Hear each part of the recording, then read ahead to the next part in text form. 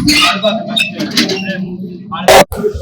రోజు ఈ సమావేశం కారణం ఏంటంటే జరుగుతున్న అన్యాయం మమ్మల్ని ప్రజెంట్ ఇక్కడ ఇన్ఛార్జ్ శ్రీ చెమటి జగన్మోహన్ రాజు గారు మా మీద జరుగుతున్న అన్యాయాల అక్రమాల గురించి మేము సమావేశం జరుపుకోవడం జరిగింది. అతని టార్గెట్ ఏంటంటే మా బలిజ కమ్యూనిటీ మొత్తం కలిసి పార్టీ మారాలి, మమ్మల్ని ఏలయ్యాలి పార్టీలో నుంచి. మేము పార్టీ మారము.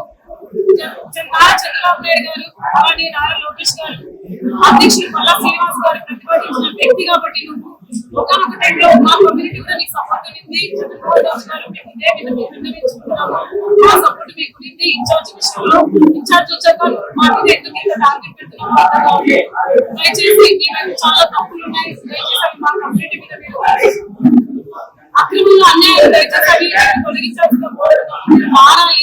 ఇలానే ఉంటే పార్టీ హైకమాండ్ కి ఎవిడెన్స్ కావాలి. మమ్మల్ని ఎవరెవరు అతను ఏమేమి మాట్లాడుతున్నా మా కమ్యూనిటీని ఇటుపోతే తీసేయాలి కానీ కనిపిస్తారంట, ఇటుపోతే శివరాశి కనిపిస్తారంట. ఆయన వాళ్ళు ఎవిడెన్స్ అండి. మేము చాలా మందికి ఓపికగా ఉన్నాము, కానీ ఇప్పుడు మాకు ఓపిక రచించాలి. రాబోయే స్థానిక ఎలక్షన్ లో మా బలం ఏంటంటే మేము నిరూపించాలని ప్రత్యేకంగా నువ్వు బలిజ కమ్యూనిటీ మీద మా మీద ఇంత టార్గెట్ పెట్టావు కదా. రాజంపేట మున్సిపాలిటీలో ఏ కమ్యూనిటీ గెలుచుకొని ఐడియా ఉందంటే జగన్మోహన్ రాజు గారు బలిజ కమ్యూనిటీ అంటే తెలుసుకోండి ఫస్ట్. మీరు ఇవ్వదండి నలుగురు దగ్గర మాకు ఇంకొక విషయం అండి. ఈ రోజు ఈ సమావేశం జరుపుకోవడానికి కొంతమంది పెద్దలు మెడికల్ ఎమర్జెన్సీ వల్ల బెంగళూరులోనూ విజయవాడలోనూ హైదరాబాద్లోనూ కొంతమంది రాలేదు. ఇంకా కొంతమంది దారుణం మంది హౌస్ అరెస్ట్ చేస్తున్నారు, వాళ్ళని బెదిరిస్తున్నారు. మేము ఏదైనా సమస్యలు అడిగినా కూడా మా వైపు ఏదైనా ఇంకా మాకు ప్రాబ్లమ్స్ ఉన్నాయి అడిగినా కూడా మమ్మల్ని బెదిరిస్తున్నారు. మేము హైకమాండ్ కి అతని మీద ఏదైనా కంప్లైంట్ పెట్టి మమ్మల్ని బెదిరిస్తున్నారు.